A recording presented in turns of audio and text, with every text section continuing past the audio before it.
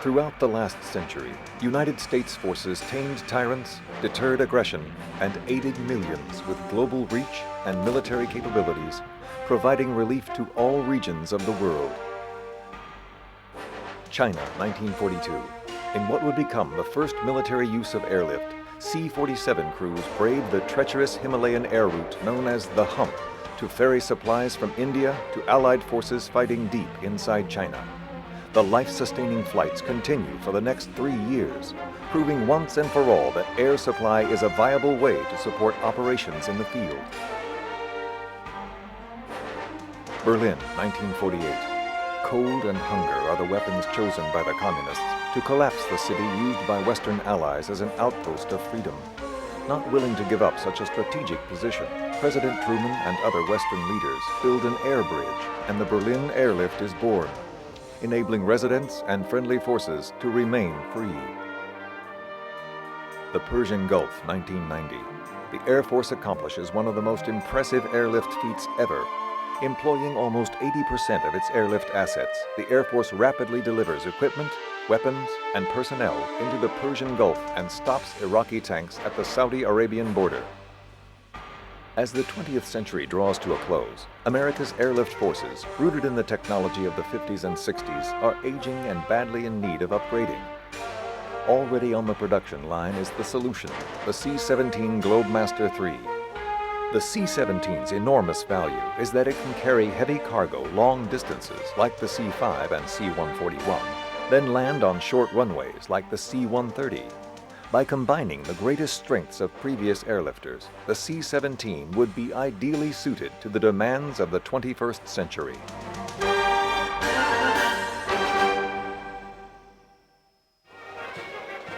June 14, 1993. The men and women at Charleston Air Force Base, South Carolina, received their first C-17. Globemaster III will serve America's interest well into the 21st century. With the C-17, we can better meet the requirements of the battlefield commander to put his firepower where it's needed, or extend the reach of humanitarian efforts to where the need is greatest. Again, delivering more goods faster, further forward means preserving more lives. Charleston air crews soon master the fully integrated electronic cockpit and the advanced cargo system, which allow a basic crew of only 2 pilots and 1 loadmaster to operate all systems on any type of mission. By January 1995, crews officially begin flying operational missions with their new C-17s. With their new C-17. The C-17's unique ability to carry large, heavy loads, intercontinental ranges, and land on small, unimproved runways as short as 3,000 feet soon make the C-17 the airlifter of choice for an array of demanding military and humanitarian missions. Hurricane Marilyn quickly proves that the airlift business knows no respite even in peacetime. The devastating storm roars through the Caribbean, damaging and destroying nearly 80% of the buildings on St. Thomas, Virgin Islands. So much debris litters the airfield that only a few thousand feet remain available for use. But it is enough for the C-17 to land and deliver tons of food, water, medical supplies, and heavy equipment to the stricken area and return home with stranded tourists.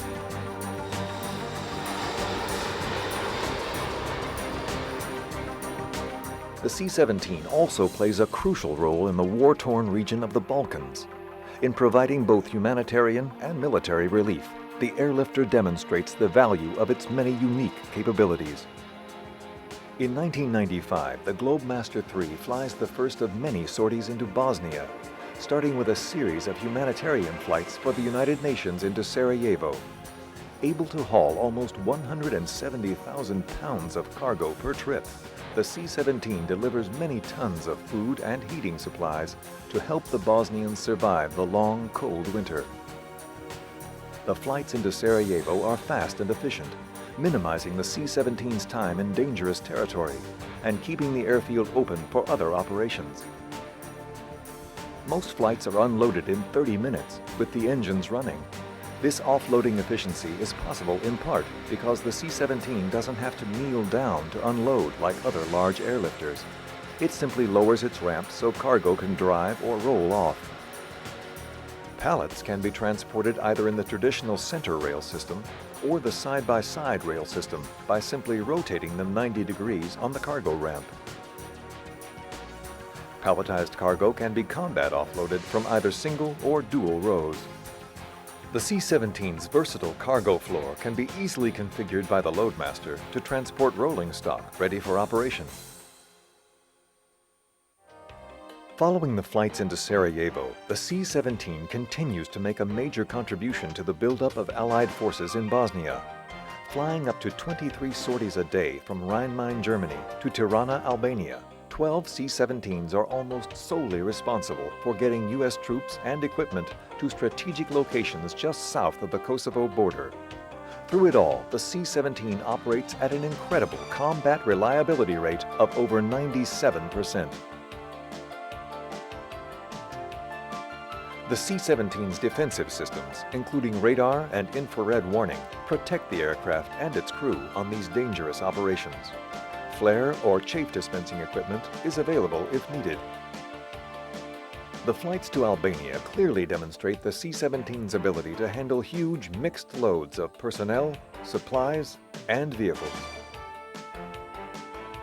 The C-17 can carry 102 troops in permanently installed sidewall seats and in centerline seats, which are stowed on the cargo door when not in use. The C-17 also delivers troops to the field via static line jumps or high-altitude jumps off the cargo ramp day or night. For aeromedical evacuation, the C-17 has 9 litters which are always on board. 27 additional litter stanchions can also be installed. In addition to troops, the C-17 delivers some of the biggest and heaviest equipment in the military's inventory. It can also airdrop the heavy equipment weighing up to 60,000 pounds from the center rail system.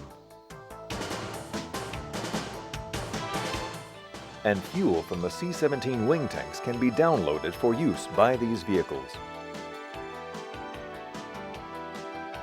Landing on the austere Albanian runway proves no problem for the C-17, nor do the extremely limited taxi and parking areas.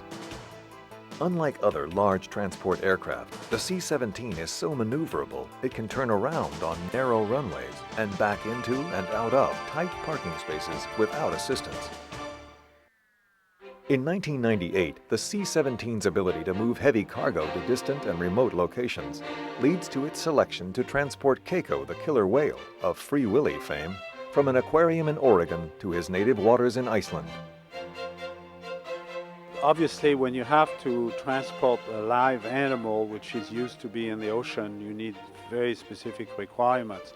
One of them is to shorten the time he's going to be out of his element as much as you can. Flying from point A to point B is a critical element which only the C-17 can fulfill. I don't believe there is any other opportunity to do this transport without the C-17. To minimize Keiko's flying time, the C-17 is refueled twice during the 8,600-mile flight to Iceland, enabling it to make the trip non-stop in just 9 hours. The newest C-17s are equipped with an additional fuel tank in the center fuselage to increase its range to about 3,000 nautical miles without refueling. By landing on a small Icelandic island with a 3,900-foot gravel runway, the C-17 gets Keiko as close as possible, as fast as possible, to his final destination.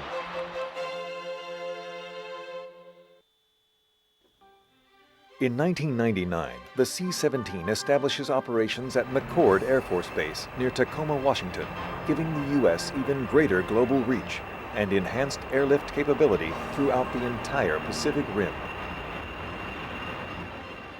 One of the first missions out of McChord is to Antarctica to deliver fresh food and scientific equipment to the people working at McMurdo Naval Air Station.